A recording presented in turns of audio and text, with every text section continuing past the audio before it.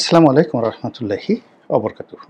সম্মানিত দর্শক, আজকের এই ভিডিওটি দৃশ্যত আওয়ামী লীগের জন্য হলেও যারা বিএনপির এই মুহূর্তে ক্ষমতার কেন্দ্রে আছেন এবং বিএনপির এই সুসময়ে যারা মধু এবং মেওয়ার একেবারে খুব কাছাকাছি নিয়ামক হিসাবে কাজ করছেন, তাদেরকে নিয়ে বিএনপির সাধারণ নেতাকর্মীর মধ্যে কী ধরনের নেতিবাচক যে চিন্তা চেতনা, ধ্যান ধারণা কাজ করে, এটি মোটামুটি এই আওয়ামী লীগের একজন যাকে বলা হয় সাবেক মন্ত্রী এবং আওয়ামী লীগের ভবিষ্যৎ কর্ণধার জনাব সজীব ওয়াজেদ জয়ের বন্ধু হিসেবে পরিচিত মোহাম্মদ এ আরাফাতকে নিয়ে যে কিছু কথা বলবো, সেই কথার প্রেক্ষিতে যারা ক্ষমতা রাজনীতি করেন আর ক্ষমতার বাইরে যখন ক্ষমতা চলে যায়, এই দুয়ের মধ্যে যে রসায়ন তৈরি হয়, সেই রসায়নের প্রতিক্রিয়ায় বা সেই রসায়নের কারণে একটি দলের কি ক্ষতি হয়, কি উপকার হয়, সেটি নিয়ে আলোচনা করব। গত 15 বছর নয়, ধরুন গত 18 বছর ধরে বিএনপি ক্ষমতার বাইরে। বিএনপির শত শত লোক, হাজার হাজার লোক, লক্ষ লক্ষ মানুষ যার যার অবস্থান থেকে যে কষ্ট করেছেন, কিন্তু গত 14 মাসে বিএনপির সুসময় আসার সঙ্গে সঙ্গে হঠাৎ করে কিছু মানুষের অভ্যুদয় হয়েছে, যাদেরকে গত এই 18 বছর ধরে এই বাংলাদেশে দেখা যায়নি। ক্ষমতার কারণে বিএনপির লোকজন তাদেরকে নিয়ে কোনো কথাবার্তা বলছেন না। আবার ক্ষমতা চলে গেলে এই লোকগুলো চলে যাবেন এবং বিএনপির নেতাকর্মীরা যদি তাদেরকে পায়, তাহলে তাদেরকে শুধু পিটুনি না, একদম রীতিমতো হলকম চেপে ধরবেন। এরকম একটা অবস্থা, যে অবস্থাটা আওয়ামী লীগের ক্ষেত্রে ঘটেছে। যেমন ধরুন, সজীব ওয়াজেদ জয়ের বন্ধু হিসেবে পরিচিত মোহাম্মদ এ আরাফাত, ওনার যে প্রথম পরিচয়, তিনি আমাদের দেশের গুণী অভিনেত্রী শমী কায়ছার তার স্বামী, সাবেক স্বামী। শমী কায়ছার, পান্না কায়ছার শমী কায়ছারের মা, তারপর শমী কায়ছার আব্বা শহীদুল্লাহ কায়ছার, তার চাচা জহির রায়হান, জহির রায়হানের স্ত্রী সুচন্দা, তার শালিকা ববিতা। এই যে একটা পারিবারিক লিগেছি সাহিত্য, সংস্কৃতি, সাংবাদিকতা, রাজনীতি এবং চলচ্চিত্রে, সেক্ষেত্রে শমী কায়ছার সম্পর্কে আপনি অসংখ্য নেতিবাচক কথাবার্তা বলতে পারেন, কিন্তু শমী কায়ছারের যে ব্লাড লাইন, সেই লাইনের সঙ্গে যেভাবেই আপনি যুক্ত থাকেন না কেন বা হয়ে পড়েন, আপনি অবশ্যই সেলিব্রিটির পর্যায়ে চলে যাবেন। সেক্ষেত্রে মোহাম্মদ এ আরাফাতের সঙ্গে যখন শমী কায়ছারের বিয়ে হলো, এটা আরাফাতের কয় নম্বর বিয়ে, শমীর কয় নম্বর বিয়ে, ডাজ নট ম্যাটার, তিনি আলোচনায় চলে আসলেন এবং আমরা সবাই তাকে জানলাম যে তিনি শমী কায়ছারের হাজব্যান্ড মোহাম্মদ এ আরাফাত। এতটুকু যথেষ্ট। দ্বিতীয়ত হলো যে পরবর্তীতে আমরা জানতে পারলাম যে তিনি জনাব সজীব ওয়াজেদ জয়ের বন্ধু মানুষ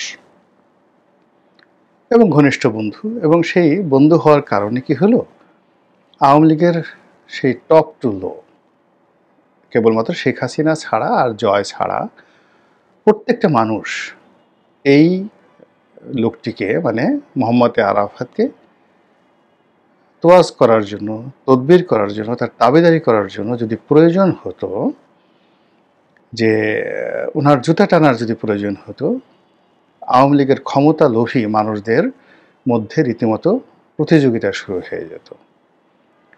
এবং মোহাম্মদ হে আরাফাত কখনো যদি তার পেট খারাপ হতো এবং তিনি যে বায়ু ত্যাগ করেন, সেই বায়ুর ত্যাগ করে বায়ুর ঘ্রাণটা কেমন, সে অনুযায়ী ডাক্তারের কাছে গিয়ে ওষুধ আনার জন্য যদি তিনি টেন্ডার আহ্বান করতেন, টেকনাফ থেকে তেঁতুলিয়া পর্যন্ত আওয়ামী লীগের ক্ষমতাধর যারা লোকজন, তাদের মধ্যে দৌড়দৌড়ি শুরু হয়ে যেত।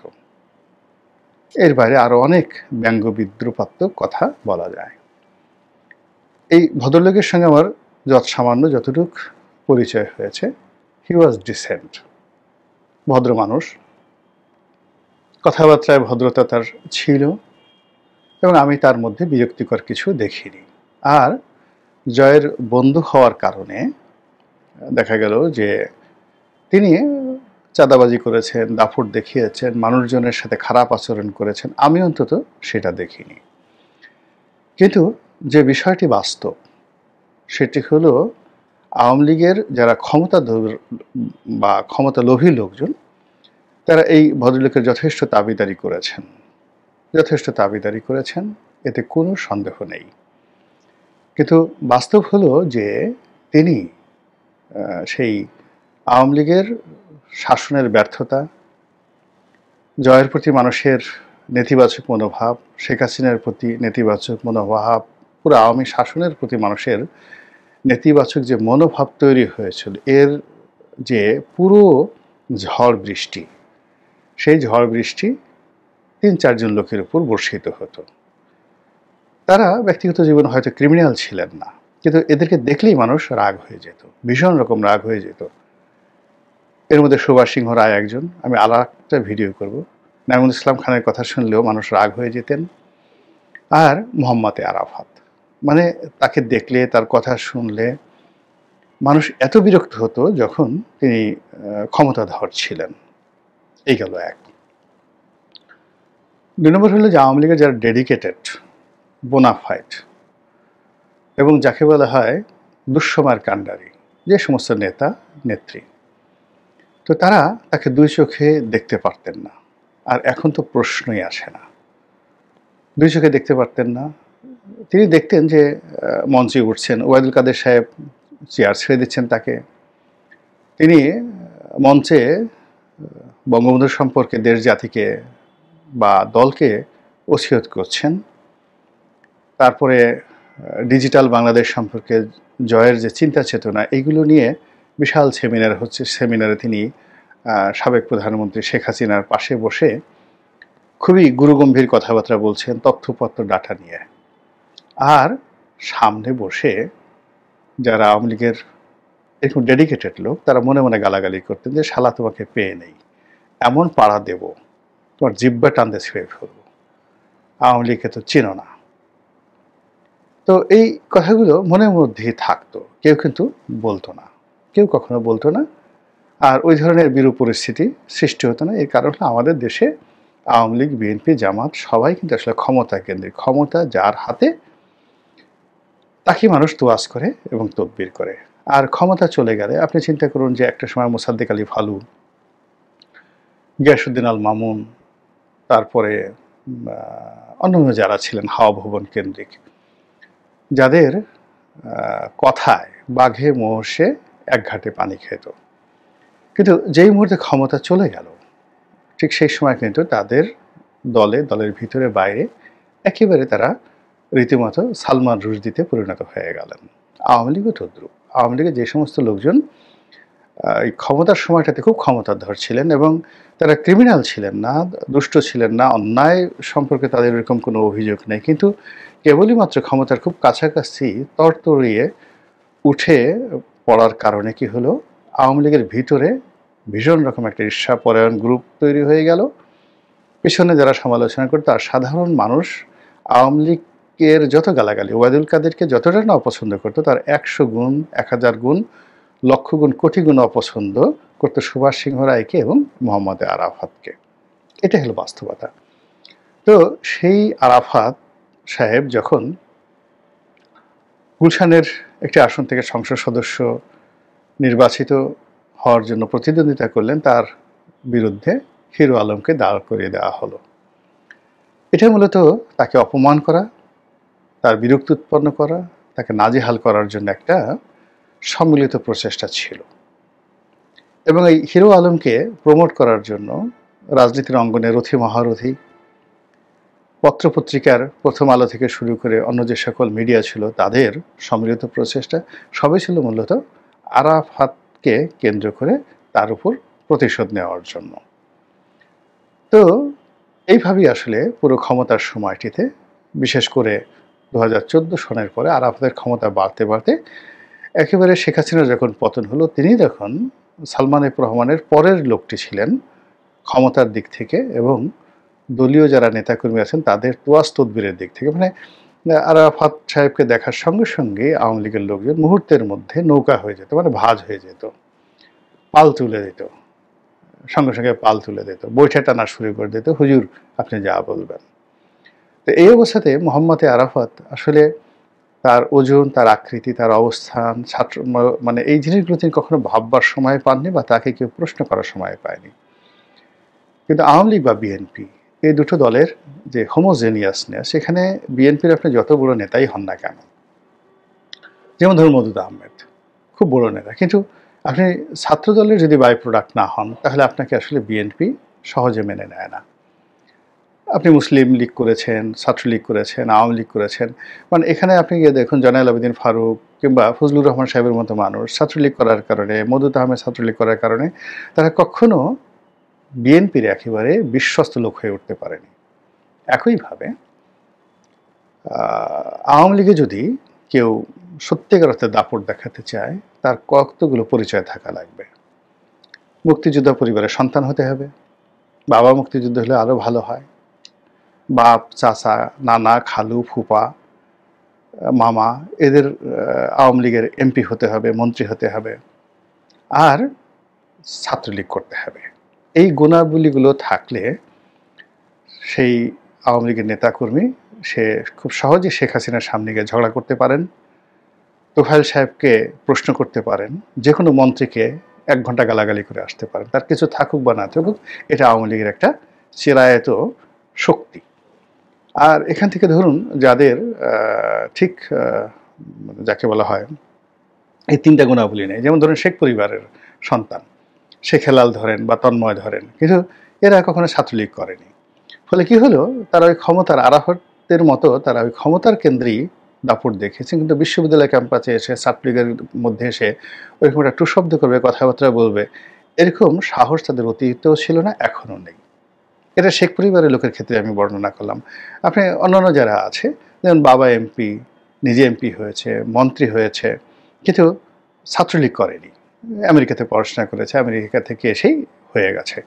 তো যে সকল ডেডিকেটেড নেতাকর্মী ছাত্রলীগ করেছেন, ছাত্রলীগের সেক্রেটারি ছিলেন, কিন্তু কিছুই পান নাই জীবনে, কিন্তু সে ছাত্রলীগের সেক্রেটারি ছিল, দেখা গেল একটা মন্ত্রীকে তুই তুকারি করে তিনি কথাবার্তা বলছেন, এটা আওয়ামী লীগের একটা সাধারণ বৈশিষ্ট্য। তো সেই দিক থেকে মোহাম্মদ আরাফাত তার কোনো সিএস, আরএস, বিএস কোনো জরিপে আওয়ামী লীগের সঙ্গে তার যে সম্পৃক্ততা, এটা আমরা ব্যক্তিগতভাবে জানিনি, কখনো জানিনি। তিনি ছাত্রলীগ করেছেন, ছাত্রলীগের তার কোনো যাকে বলা হয় সিএস পর্চা আছে, যেমন এখন ধরেন শাহাবুদ্দিন চুপ্পু, সেই ছাত্র জীবন থেকে ছাত্রলীগ করেছেন, প্রেসিডেন্ট, ছাত্রলীগের হয়ে সে জেল খেটেছেন, তারপরে বঙ্গবন্ধু হত্যাকাণ্ডের পরে তিনি আবার জেল খেটেছেন এবং সেখান থেকে বের হয়ে বিসিএস করে তিনি সেই যাকে বলা হয় রাষ্ট্রপতি হয়েছেন। এখন তার যে জোশ ছাত্রলীগকে নিয়ে, বা সে যেভাবে খুব সহজে টেকনাফ থেকে তেঁতুলিয়া পর্যন্ত ছাত্রলীগের, যুবলীগের, আওয়ামী লীগের, মহিলা আওয়ামী লীগের সবার মধ্যে সে মিশে যেতে পারবে, তোফায়েল সাহেব যেভাবে পারবে, আব্দুল হামিদ সাহেব যেভাবে পারবে, বা যাকে বলা হয় সাবেক রাষ্ট্রপতি জিল্লুর রহমান যেভাবে পারবে, ঠিক সেইভাবে কিন্তু জিল্লুর রহমান সাহেবের ছেলে পাপন সাহেব পারবে না, কিংবা রাষ্ট্রপতির ছেলে এই যে হামিদ সাহেবের ছেলে পরবর্তীতে মন্ত্রী হয়েছেন বা এমপি হয়েছেন, তিনি পারবেন না। এটাই হলো স্বাভাবিক। তো সেই দিক থেকে মোহাম্মদ আরাফাতের অবস্থাটা দলের নেতাকর্মীদের মধ্যে ওইরকমই ছিল।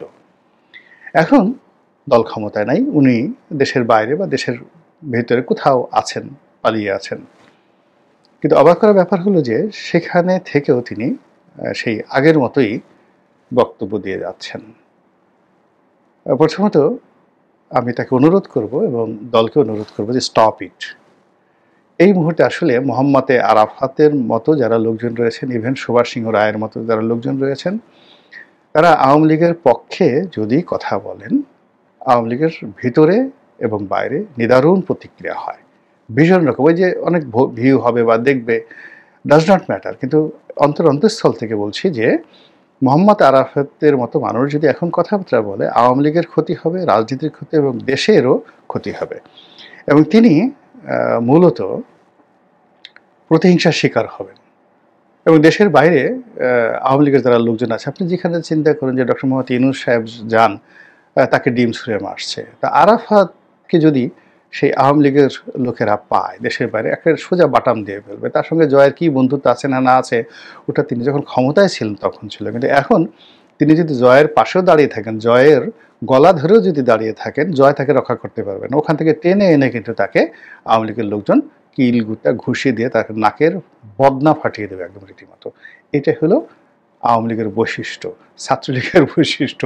এবং এই দল, মানে এটা শেখ হাসিনা খুব ভালো করে জানেন। এই দলে ধরেন অনেক কথা, কেবলমাত্র শেখ হাসিনার অনেক কথা ধরেন দলের নেতাকর্মীরা জানে যে এটা খারাপ, বিরক্তিকর, তারপরে তারা শোনে। এটা এই আনুগত্যটা দলের মধ্যে আছে। কিন্তু তাই বলে ওবায়দুল কাদেরের কথা আগে যেভাবে বলেছে সেভাবে মানুষ শুনতে রাজি নয়। জাহাঙ্গীর কবির নানকের কথা শুনতে রাজি নয়, বাহাউদ্দিন নাসিমের কথা শুনবে না মানুষ।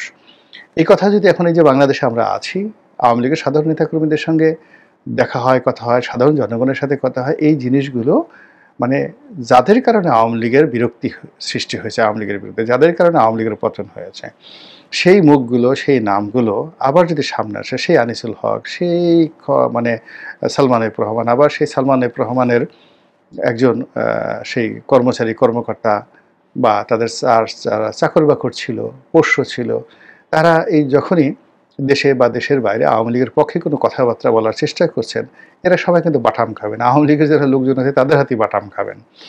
আওয়ামী লীগের মধ্যে যেটা দরকার সেটা হলো প্রথমত শেখ হাসিনার বক্তব্য সেটা ঠিক আছে, এর বাইরে অন্যান্য যে সমস্ত মানুষ যাদের ইমেজ আছে, ক্লিন ইমেজ আছে, যাদের সম্পর্কে কোনো বদনাম নেই, তারা হয়তো খুব বড় নেতা নন, কিন্তু মানুষ হিসেবে অনেক বড়। যেমন ধরেন নেত্রী শেখ হাসিনা, আওয়ামী লীগের নেত্রী শেখ হাসিনা, তিনি সাবের হোসেন চৌধুরীকে পছন্দ করেন না, এটা আমরা সবাই জানি। কিন্তু বাস্তবতা হলো সাবের চৌধুরী যদি একটা কথা বলেন, ওটার গুরুত্ব অনেক। সেলিনা হায়াত আইবির কথার গুরুত্ব আছে।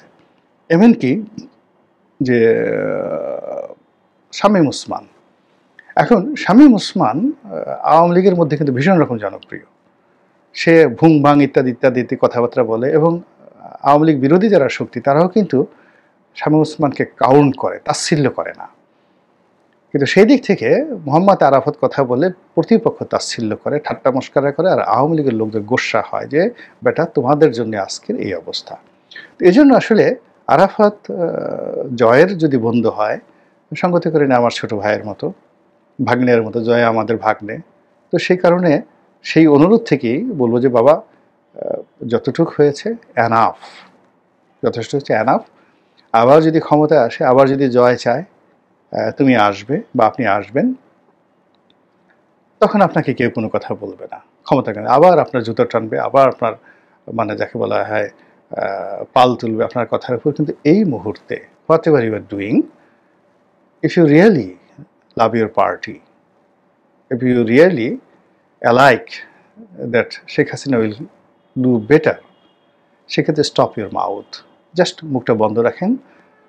আমরা যারা বাংলাদেশ আছি, বাংলাদেশে বসে এই কথাগুলো শুনছি, কিছু কিছু মুখের কথা, কিছু কিছু মুখের প্রতিচ্ছবি, কিছু কিছু জিনিস যেগুলো আসলে আপনি আন্তরিকতা নিয়ে হয়তো কোনো কথা বলেন, সব কথায় আন্তরিকতা নিয়ে বলেন, আপনার আন্তরিকতা নিয়ে কোনো যাকে বলে সন্দেহ নেই। আমি তো আগেই বললাম যে দেখুন, আপনার এই যে আপনার সম্পর্কে যে কথাগুলো বললাম সবই পজিটিভ, কিন্তু বাস্তবতা হলো যে এখানে আওয়ামী লীগের নেতাকর্মীর মধ্যে এবং আওয়ামী লীগের প্রতিপক্ষের মধ্যে আপনার সম্পর্কে যে কথাগুলো আছে, এতে করে দলের ভীষণ রকম ক্ষতি হচ্ছে। দলে অনেক লোক লাগে, আবার যদি কখনো আওয়ামী লীগ ক্ষমতায় আসে, ভালো পজিশনে আসে, তখন আপনারা আবার আসবেন, তখন আপনাদের তো কেউ নিষেধ করবে না। বাট এই ক্রাইসিস মোমেন্টে আপনি যা কিছু করছেন না কেন, এটা ভালো হচ্ছে না। আল্লাহ আমাদের সবাইকে হেদায়েত দান করুন এবং হেফাজত করুন। আসসালামু আলাইকুম ওয়া রাহমাতুল্লাহি ওয়া বারাকাতুহু।